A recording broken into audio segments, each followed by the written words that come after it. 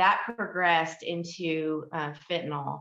And then I was just drinking on top of it. And I had a doctor that prescribed me fentanyl in Florida. It was just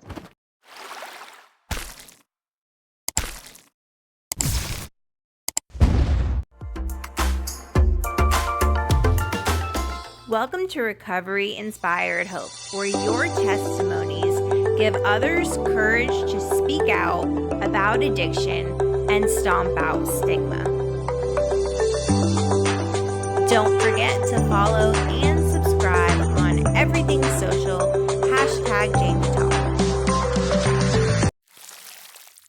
Welcome to Recovery Inspired Hope. I am so excited. I have my friend Brandy from Facebook. She's on Facebook, Instagram, TikTok. She's one of my favorite content creators. She has such a beautiful heart and knows how to make people laugh, which is a super gift in itself. So love this lady. I'm so excited to find out about your story, Brandy, and what happened and how you got to this amazing place in your life.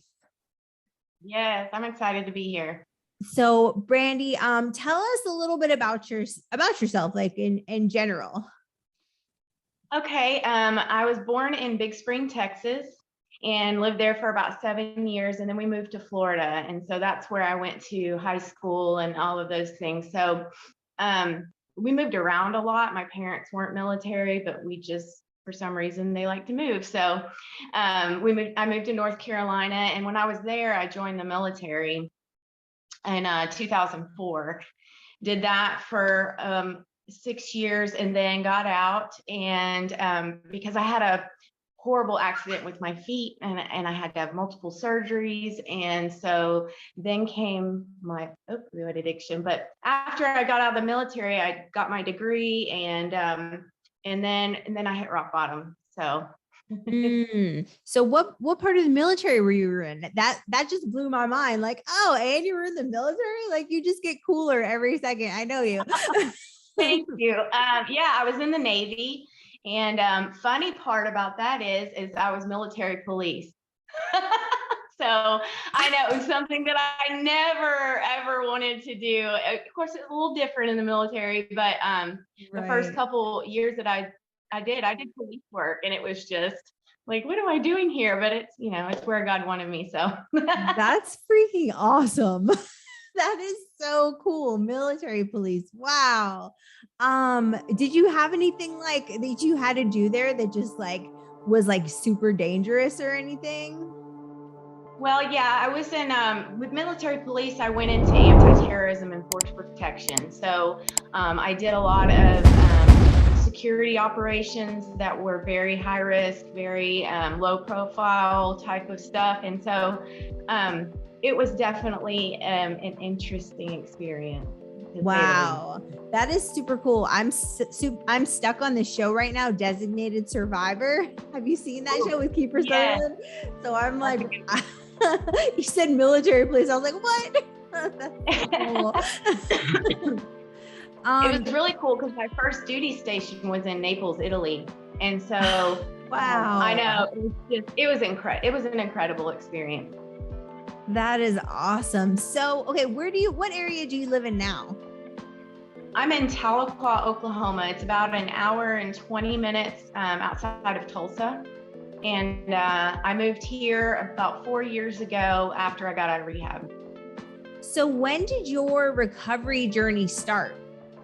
My recovery journey started originally in 2018. I went to treatment, and I would get out of treatment and I just didn't know how to live. So I went back several times, which is okay. It takes what it takes. And when I got out of treatment, I just knew I had to leave my people, places, and things. Florida was just as you can imagine, a cesspool of drugs, and I knew where to get them. So I decided to move to Oklahoma, closer to my parents, and it's been the best move I've ever made in my life. Awesome. Yeah, I can definitely relate to what you're saying about, going in and out of treatment. I think I went to detox like 8 different times. And like every time I would go, for a week or 2 weeks, sometimes 4 weeks. And I would get out and I would be like, yay, now I can do drugs like everybody else. Like just smoke meth like all the regular people, right? Crazy how we get those concepts that we can do these things when we have a few days clean. It's like, yeah, I'm grateful yeah. to know today that that's not the truth. Right. Absolutely. Absolutely. Yeah. The day that I finally figured out, oh, you mean if I don't put in, I won't get addicted? That's just Eureka! mind blowing. Oh my goodness. Like, why didn't I realize that sooner? This disease is tricky. It sure is. It sure is. So so you moved around a lot. I moved around a lot too. I went to 12 different schools by the time I graduated high school. So totally relate. Trying to fit in, trying to find your place it's hard, man, when you have to move around all the time. So were you like a good student? Did you have like any difficulties in school? I was a good student up until I dropped out in high school. I got A's and B's. My only problem was that I was one of those kids on the report card that says Brandy talks too much, and she likes to annoy other classmates. And so that was really all but as far as book wise and stuff, I was smart. That's so you dropped out of high school. So what happened? Well, I was in with a group of girls that I finally got to fit in with, and that fell out, and they all turned their back on me, and whatever the situation was, I was just done. And I told my mom, I can't do this anymore. And I had gone like 6 weeks without going to school, so of course my grades dropped and everything. And so my mom was like, okay, if I sign you out, will you get your GED? And I said, yes, I will do that. I think I was 16 when we did that. And that's what I did. But I just could not, by that time I was already dabbling and, smoking weed and stuff like that. But nothing hard up until later. But it was definitely the beginning of the downfall. So you said you got into some hard stuff later. So was that before or after you got into the military? Oh, wait, before. Before the military was a small break in my drug activity. But I started going to Raves when I was 15, 16. And it sucked me in. I loved the life. I loved the exclusivity, the music and all of that. And so I just dove head first into that whole scene. Yes. And I used to have the Jenko jeans and the glow stick. I did the massage trains, and it's crazy because that's my job today. I own a massage therapy company. And that's awesome. Even when I was, 18 to 21, I'm at the raves. Like Bad Boy Bill was like my favorite techno artist. And yes. And, they're with the Jenko jeans and the glow sticks doing the massage trains on people. Like, yeah, that was a big vapor rub and all the stuff. Oh yes. Oh God. It was crazy. It was like a secret life. Like I felt like the whole scene was it was insane. So yeah, you must have definitely, I know I got into some pretty crazy drugs when I was going, besides just ecstasy. Was that your experience as well? Oh yeah, ecstasy, got into ketamine, GHB, and we would steal nitrous tanks from the dentist's office and do that. Yeah. And so it was pretty crazy. It was wild. And so I got a break when I joined the military. I decided that I was gonna act right for a little while. Right. So from rave queen to military police. I don't know. It's crazy. We moved to North Carolina, and I started working at an assisted living facility, and I wasn't getting any benefits, and I was staying clean. I mean, I was smoking weed, but that wasn't a big deal to me at the time. And but I was trying to get on my feet, and I just couldn't. And so I decided that maybe the military could help me get my benefits and stuff like that.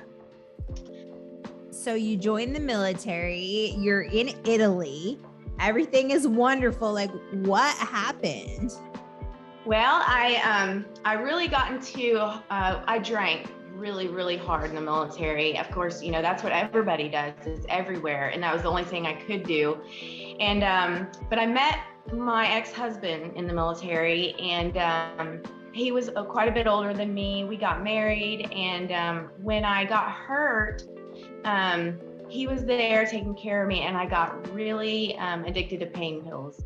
And that progressed into fentanyl. And then I was just drinking on top of it. And I had a doctor that prescribed me fentanyl in Florida. It was just, today that blows my mind, but it is what it is. But yeah, it got really ugly there. He was very abusive. And so I just stuffed all those feelings and covered it up the best way I knew how to.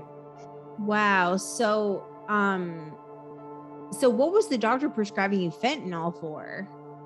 So I have a back injury, a neck injury, and then my feet. And so it progressed. It was over time. They started me off on Lortab and then Percocet and oxycodone and then all these things. And then fentanyl came on the market.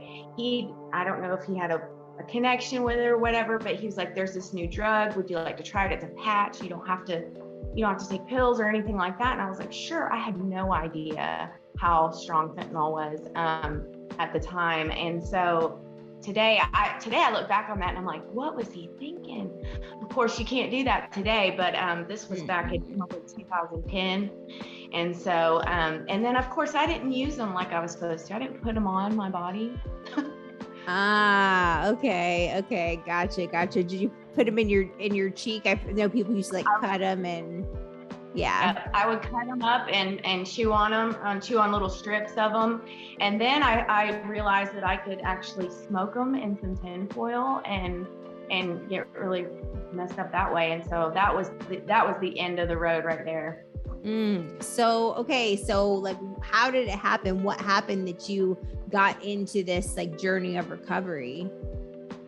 Well, I got a DUI and went to jail and got bonded out and kept just getting sicker and sicker. And so one day I decided that I didn't want to live anymore. And so I cut my wrist the right way, and I was about a millimeter away from one of the main arteries in my arm. I mean, it was just a hair away. And so when I got to the hospital, I had my doctor at the time, she was in recovery. And so she just decided to share some of her story with me. And that was my first glimmer of hope, because I could relate to her. I'd never been able to relate to somebody like that. And she had so much compassion and understanding. And she said, would you try to go to treatment for me today? And I said, yes, I will. I'll do it again. And so that's where we took off. Wow. It sounds like a divine intervention to me. That is very amazing. much so. I thank God every day for the ER doctor. Yeah. So you decided to go into treatment, and was that the last time you went? That was the last time I went. I knew that time I was ready. I had run out of running room, and I had survived the suicide attempt. So I thought, well, maybe God does have something for me. And so I did. I went into treatment, and I didn't stay totally clean. There was some anti-anxiety medications and stuff I was taking when I got out. And so it took me about a year to get rid of everything. And so my actual clean date is December 15th of 2019, but I went to treatment in 2018. Okay. So, what was your like pathway? Did you do like meetings? Were you like a 12-step or? Yeah. Yeah. When I got to treatment, they had an H&I come in, and it was NA at the time. And so I started going to those meetings and found out I could get a sponsor. I didn't know. I was like, why didn't I know these things before? But I'm so grateful because for that H&I panel that came in that day and told us that, you know, there's a program out there that will help you. So I worked the 12 steps, I got a sponsor, all of the things, and I still go to meetings almost every day. That's awesome. That's awesome. That was my foundation. I was a 12-step baby. And I said the same thing. I was like, why did I not know about this? Like, I never knew like that there was a recovery and people and a community. And like, why didn't I know? And that's why today I'm so adamant about, you know, speaking out and letting people know that there is a community for people who, want to get well, whatever that looks like. Now, whatever that looks like.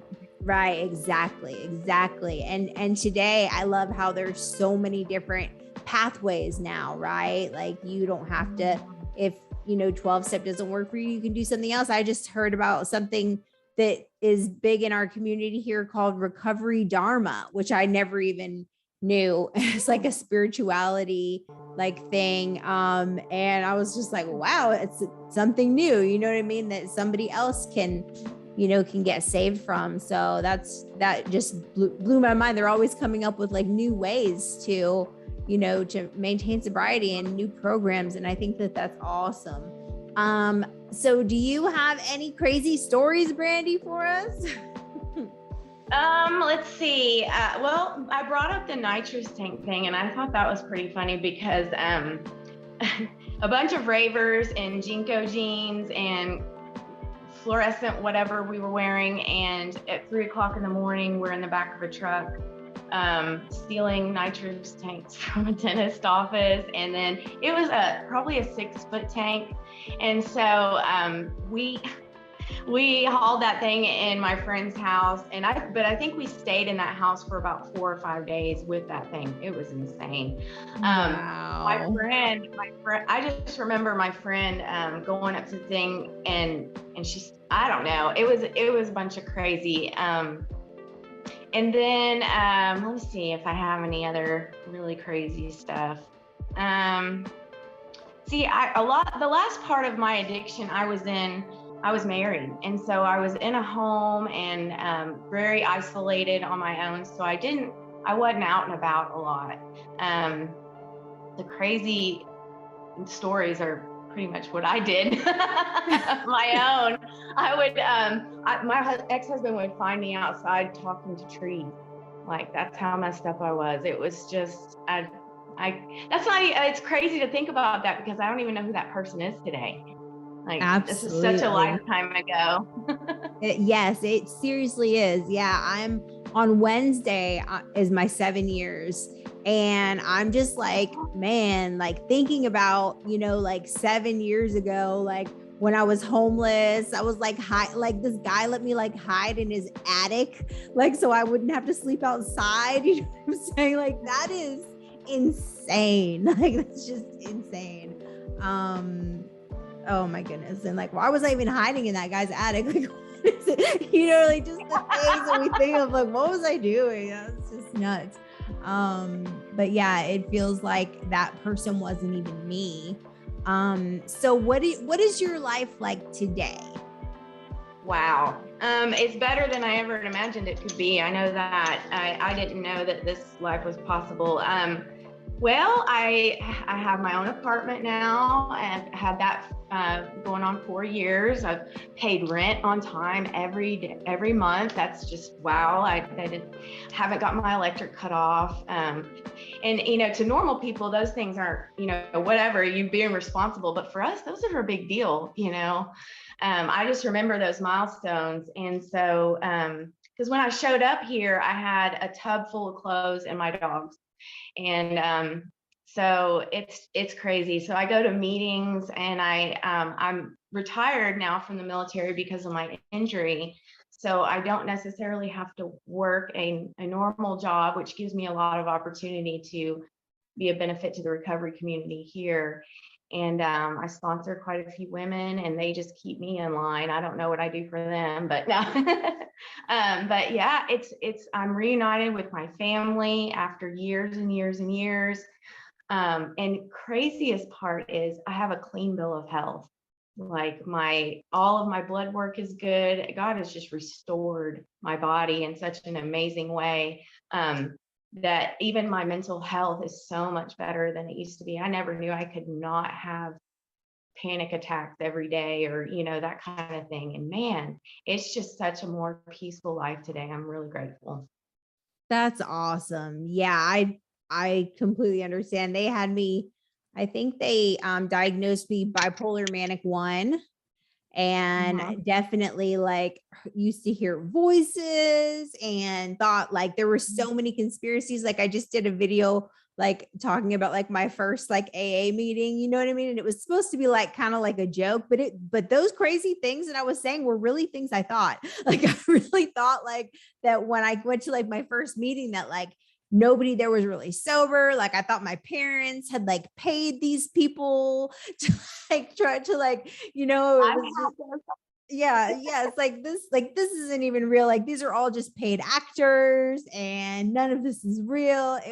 It's crazy like that I thought those things, and it just blows my mind that today I can be normal and healthy and hold a conversation and go outside and meet people, and look people in the eye and all of those things. Like it was such a big deal for me. Like back then I couldn't, I was like one of those Oh, where yeah. I didn't really talk much and I stared out the window, like, so Mhm. people see me today and they're like, wow, that's crazy. So I definitely get it with like the mental health and the anxiety for sure.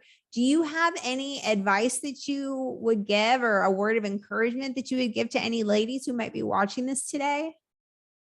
Oh man, I just know for an addict like me, I if I can recover, you can recover too. And it doesn't matter what pathway that is. I am one of those advocates for whatever pathway works for you. I'm all for it. Um, and to reach out, and if you need help, reach out. Message somebody, get some help, because we're here, and that's what we're why we do these things, why we talk about these things, is so people can know that that there is hope.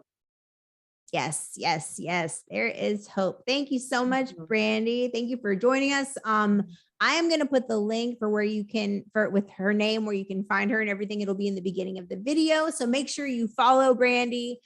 She has some amazing, amazing content there, sharing her experience, strength, and hope. And thank you for joining us on Recovery Inspired Hope. Make sure you subscribe to Jamie Tall on YouTube, and we will see you next time.